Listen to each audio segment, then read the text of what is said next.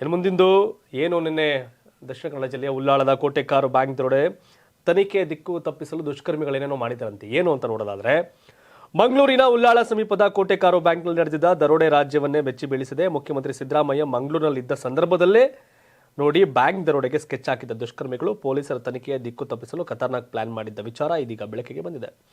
ಪೊಲೀಸರನ್ನು ಗೊಂದಲಕ್ಕೀಡು ಮಾಡುವುದಕ್ಕಾಗಿಯೇ ದರೋಡೆಕೋರರು ಎರಡು ಒಂದೇ ರೀತಿಯ ಕಾರ್ನಲ್ಲಿ ಬಂದಿದ್ದರಿಂದ ಹೆದ್ದಾರಿ ತಲುಪಿದ್ದಂತೆಯೇ ಒಂದು ಕಾರು ಮಂಗಳೂರಿನ ಕಡೆ ತೆರಳಿದ್ದರೆ ಇನ್ನೊಂದು ಕಾರು ಕೇರಳ ಕಡೆ ಪರಾರಿಯಾಗಿದೆ.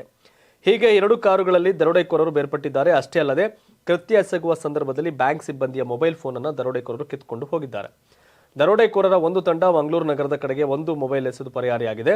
ದರೋಡೆಕೋರರು ಮಂಗಳೂರು ಉಡುಪಿ ಗಡಿ ಪ್ರದೇಶವಾದ ಯಜಮಾಡಿ ಬಳಿ ಮೊಬೈಲ್ ಎಸೆದು ಹೋಗಿದ್ದಾರೆ. ಸದ್ಯ ಯಜಮಾಡಿ ಬಳಿ ಆ ಮೊಬೈಲ್ ಪತ್ತೆಯಾಗಿದೆ.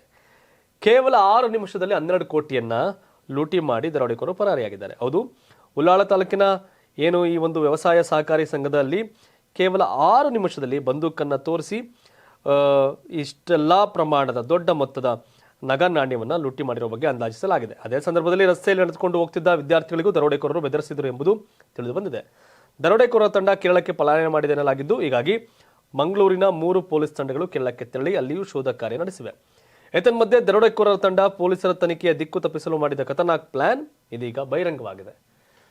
ಏನಿಷ್ಟೆಲ್ಲ ಪೊಲೀಸರು ಹಿಡಿತಾರೆ ಅಂತ ಗೊತ್ತಿದ್ರು, ಗುಂಡು ಹೊಡಿತಾರೆ ಅಂತ ಗೊತ್ತಿದ್ರು ಬಂದು ಹಾಗಲೇ ಬ್ಯಾಂಕ್ ನುಗ್ಗಿ ದರೋಡೆ ಮಾಡ್ತಾರೆ ಅಂದರೆ ಇವರು ಗುಂಡಿಗೆ ಎಲ್ಲದಕ್ಕೂ ರೆಡಿ ಆದಂಗೆ ಐತೆ.